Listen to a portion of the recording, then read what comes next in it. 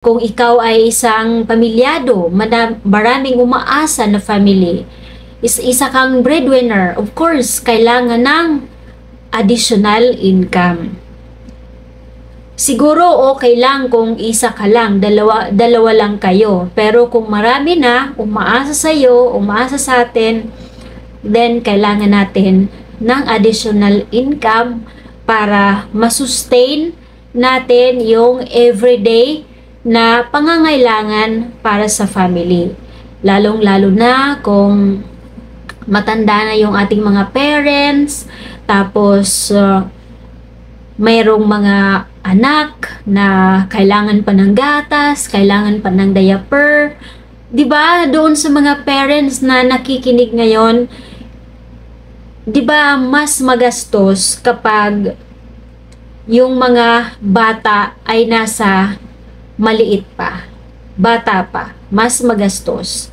Kung sasabihin na mas magastos ang pag-aaral, mas magastos mula ng ipinagbuntis at hanggang 15 or 10 years old.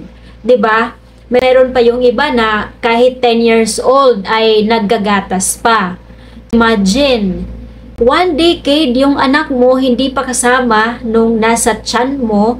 Simula nung lumabas siya sa iyo as a mother, decade talaga. So magkano yung gagastusin mo dyan? Araw-araw diaper, araw-araw gatas, magdadamit, kakain. Minsan nga yung ibang mga bata pumipili, hindi kumakain ng gulay, 'di ba? So ikaw naman na parents, dahil gusto mo yung anak mo na healthy, kumain, mabusog, so gagawin mo yung lahat para makakain yung anak mo dahil para hindi magkasakit. Ngayon, paano na kung yung parents mo ay knock on wood, nagkasakit sila or matanda na or disabled na sila?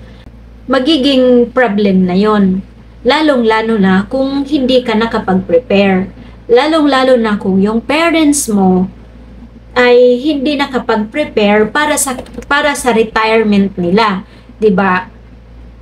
Halos ngayon kadalasan yung mga parents hindi na naghahanda para sa kinabukasan dahil yung pera nila ay yun nga ginagastos sa mga anak hanggang nakapagtapos, nakapagtayo ng bahay, pero yung future needs like medical, maintenance, for check-ups, pagkain, so hindi na paghandaan. Ang mangyayari, of course, ngayon dahil pinaaral ka nung magulang mo, ngayon magiging responsibility mo siya na alagaan, lalong-lalo na kung matanda na, hindi na kaya.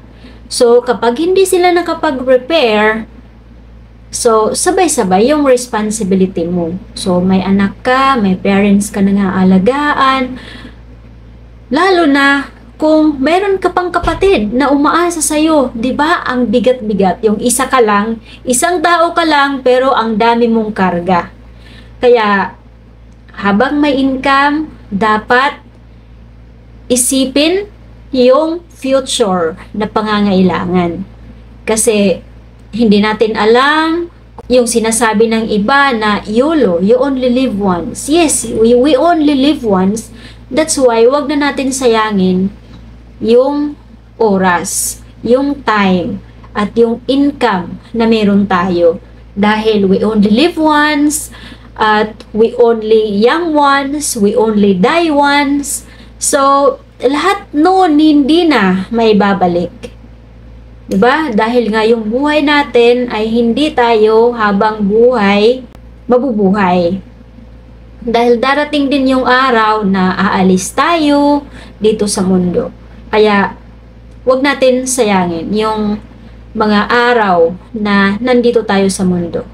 Kailangan ng additional income, lalong-lalo na kung ikaw ay isang breadwinner, may family, at maraming dependents. So, you need additional income.